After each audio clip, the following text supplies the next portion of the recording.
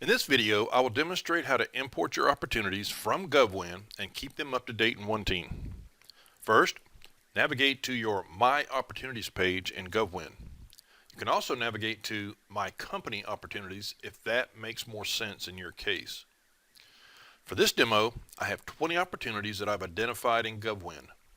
But it's not unusual in the real world for some companies to have hundreds of opportunities flagged in GovWin. OneTeam doesn't limit the number of opportunities you can import. The process begins with exporting or downloading your opportunities from GovWin. To do this, click on the Download to Excel link. Once the dialog box opens, we want to move all the fields in the upper left box to the upper right box. In other words, we are exporting all the fields allowed by GovWin except the flex fields at the bottom. Once you've done that, just click the download button. Then, when prompted, simply save the file to a location where it can be retrieved later. Now open OneTeam to the company where you want to import the opportunities.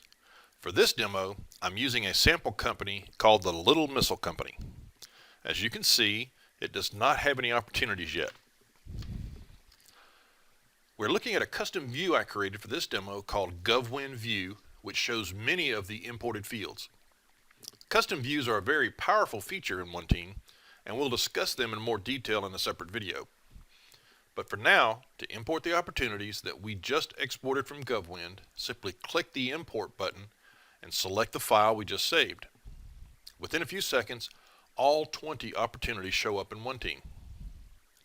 This particular view is sorted first by final RFP in ascending order, and then by contract value in descending order. So at this point, we've just imported new opportunities from GovWin into OneTeam. But you might ask, what happens when data changes in GovWin or we update GovWin imported data in OneTeam? Well, I'm glad you asked. The process to update existing opportunities is exactly the same as importing new opportunities. First, let's manually update one of our opportunities to show how conflicts are handled. Let's drill into the first opportunity. Let's assume we already have the draft RFP in hand for this opportunity. Therefore, we know the pre-RFP status imported from GovWin is not the latest information. So, we'll change pre-RFP to draft RFP in the acquisition status field and save. Now let's re-import the same file to simulate what happens when a previously imported value is changed by the user in OneTeam. Once the import completes, OneTeam immediately flags any conflicts with a triangle as shown here. If you drill into a flagged opportunity, you can see the fields that have a conflict. If you click the little triangle next to a field, OneTeam explains the conflict and gives you the option to use the imported value or keep the user value. In this case, I'll keep the user value and save. However, it's important to note that OneTeam only flags fields if a user changed the GovWin imported data. Otherwise, GovWin just overwrites the field with the new data without any flag. This, of course, is by design because quite often, your information is more up to date than GovWin.